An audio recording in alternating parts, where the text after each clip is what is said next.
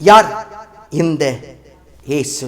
இயேசு யார் அப்படின்றத நாம ஒவ்வொரு வாரமா சிந்திச்சுக்கிட்டே வரோம். இந்த வாரம் நாம பார்க்க போறது அவர் தயாள குணமுடையவர், a generous person.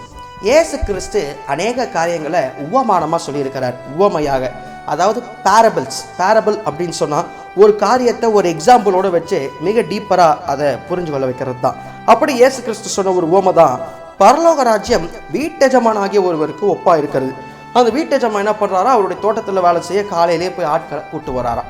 உங்களுக்கு இன்னைக்கு நான் இவ்வளோ சம்பளம் கொடுக்குறேன் அப்படின்னு சொல்லி. அதே மாதிரி ஒவ்வொரு வேலையிலும் போயிட்டு ஆட்களை கூப்பிட்டு வரார். காலையில் ஒருத்தர், மதியானம் அப்படி போயிட்டு ஆட்களை கூப்பிட்டு வந்து வேலை செய்கிறார். சாயங்காலம் சம்பளம் கொடுக்கணும். அப்போ சொல்கிறாராம், கடைசியில் வந்தவங்கலேருந்து முன்னாடி வந்தவங்க வரைக்கும் ஒரு ரிவர்ஸ் ஆர்டரில் சம்பளம் கொடுங்க அப்படின்னு சொல்லி எல்லாருக்கும் ஒரே விதமான கூலியை அவர் கொடுக்குறார். அப்போ அந்த காலையில் வந்தவங்க போய் அவர்கிட்ட கேட்குறாங்க, நாங்கள் காலையிலேருந்து இவ்வளோ நேரம் வேலை செய்கிறோமே, அவங்க இந்த 1 மணி நேரம் தானே வேலை செஞ்சாங்க, ஆனால் நீங்கள் ஒரே மாதிரி கொடுக்குறீங்களே அப்படின்னு சொல்லி. அது கண்ட வீட்டெஜமான் சொல்லுவார், உங்களுக்கு ஒரே மாதிரி கொடுக்கறதுக்கு எனக்கு அதிகாரம் இல்லையா? உங்களுக்கு நான் இந்த தொகையை கொடுப்பேன் அப்படின்னு சொல்லி கூப்பிட்டேன், நீங்கள் அதை ஒத்துக்கிட்டு தான் வந்தீங்க. இப்போ இப்படி கேட்டால் எப்படி?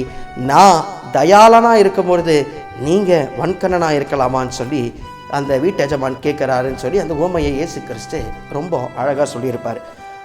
ஆண்டவர் தயாள குணமுடையவர். எதில்? எல்லாத்துலேயும் மன்னிக்கிறதுல தயாள குணமுடையவர். இன்னைக்கு அநேகர் உத்தமமாக வாழலாம், ஆனால் அதுக்குன்னு ஆண்டவர் பாவிகளை விட்டுலையே. அவங்க பாவம் செய்கிறாங்க, பாவத்திலே இருக்கட்டும் அப்படின்னு சொல்லி ஆண்டவர் விழலையே. அவங்கள மன்னிச்சு ஏற்றுக்கொள்கிறார்ல. 100 ஆடுகளில் 99 ஆடு இருந்தாலும் காணாமல் போன அந்த ஒரு ஆட்டை இயேசு தேடி வரலையா?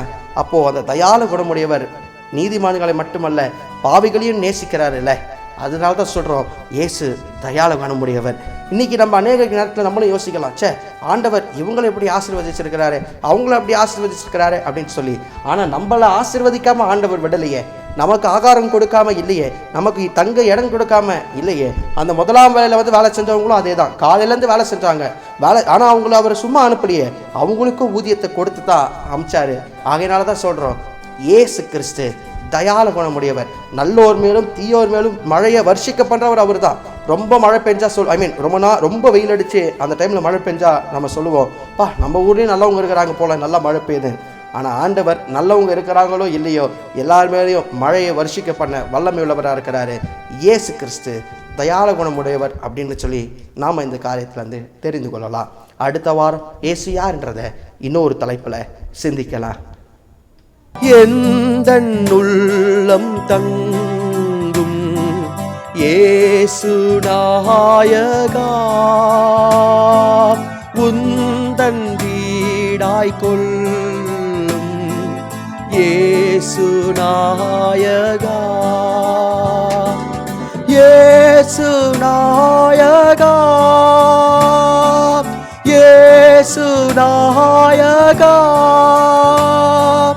உந்தன் வீடாய் கொள்ளோ இயேசு நாயகா,